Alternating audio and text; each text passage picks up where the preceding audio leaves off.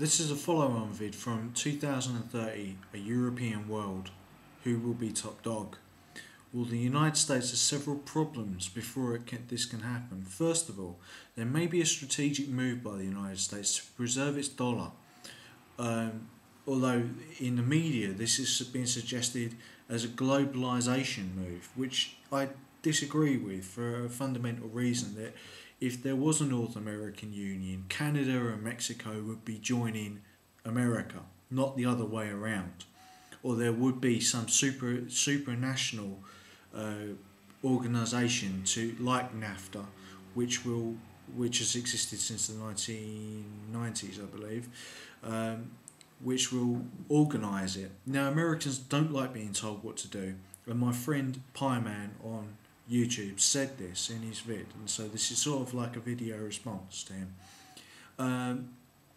Well, they don't like being told what to do. They're very independent people, and there is also a major sticking point in that there is a Mexican problem, and the Mexican problem is that Mexico, although there is brand new roads linking Mexico and railway links linking Mexico with the United States and Canada, the United States and Canada do not want American immigration. I'm not talking about the government, I'm talking about the actual people. 1 in 15 illegal immigrants are illegal. 1 in 15 Americans are illegal. And so there is over 20 million illegal immigrants in the United States. This is intolerable for many people in the United States. There's even organisations which are set up to defend the wire along the Mexican border, and also there's talk of walls being built and other things. Now, Mexico is not invading the United States, some kooky people have said, but there is sort of this move towards a Mexicanization of the southern and western United States. But this has been a process that's been going on for a long time.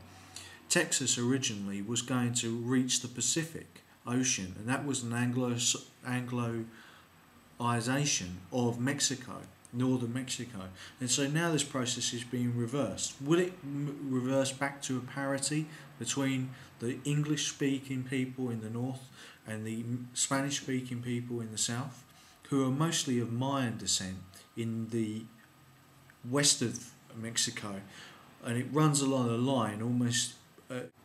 Whereas in the east of Mexico, they are mostly of Spanish descent. Now, with the Banff Agreement taking place in 2002, setting forth an American Union, a North American Union, will this, which was completely unconstitutional and unratified by either of the Mexican or American or Canada under Roberts and in Mexico under Vicente Fox. Now, this was widely publicised, and Condoleezza Rice had to answer to the American press as to why this had happened.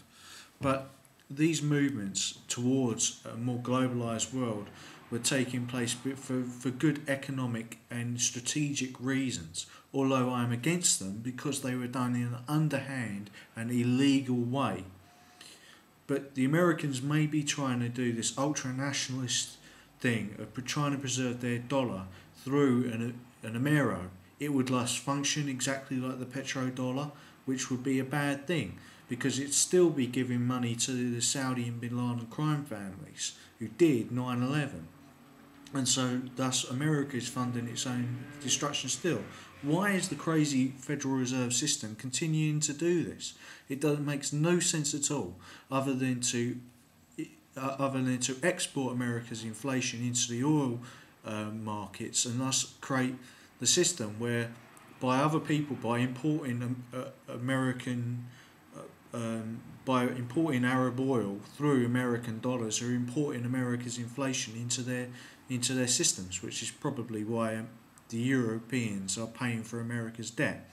Incidentally, America has an unsupported debt of 155%, and it has an annual yearly debt of $13 trillion a year, when it only makes $14.3 trillion a year. So therefore, most of its economy is in debt.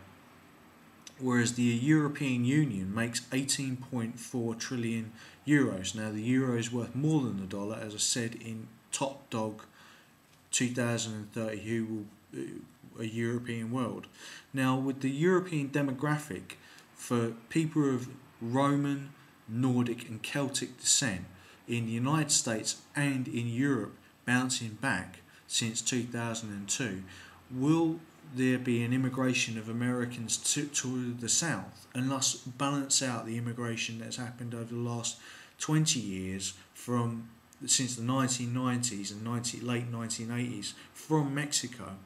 Well, if that was to happen, if more Anglos, more Anglos as the Americans call themselves, went south, then obviously it would balance out. Will this be an American tragedy though, because of those statistics and because the Banff Agreement was done illegally? That's the big question. Whereas the roads being built, which were being built, of course, by the partly by the Spanish royal family. So that's a European input into the American economy, which is obviously going to create jobs, create foreign direct investment into the United States, will be a good thing. But whether the North American Union happens or not, those roads will still exist and they will still suit a purpose and they will still serve tourism and infrastructure and the building of more towns and cities along those things. So I believe in 2030 the Stars and Stripes will still be flying over America and the European Union flag of the 12 stars in a circle will still be flying in Europe. Thank you for listening and peace.